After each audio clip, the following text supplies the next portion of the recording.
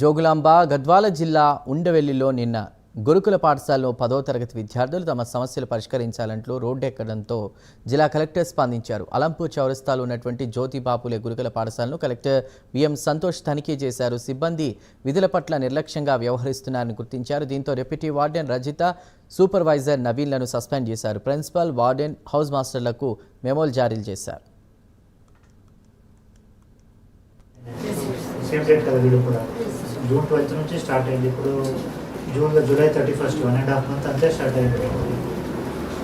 అది కూడా 1 month start అయితే జూలై 5th కూడా వచ్చి చూసుకున్నారు. మీరు కరెక్ట్గా చెప్పాలి. నెక్స్ట్ టైం ఇట్లా బయటకు పోతే ఎవరు లీడ్ తీసుకున్నారు వాళ్ళ మీద యాక్షన్ తీసుకుంటారు. సమస్యలు ఉంటే ఇక్కడ పరిహరించుకోవాలి.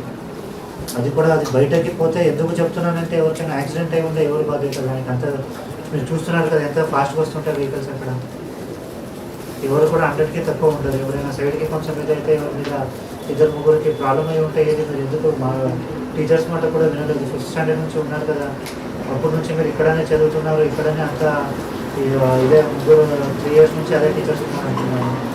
అప్పటి నుంచి అదే టీచర్స్ ఉన్నారు, వాళ్ళతో కోఆర్డినేషన్లో ఉన్నారు. అది చెప్పాలి కదా, అది చెప్పకుండా మీరు మార్నింగ్ చెప్పినప్పుడు ఎందుకు పోయినారు?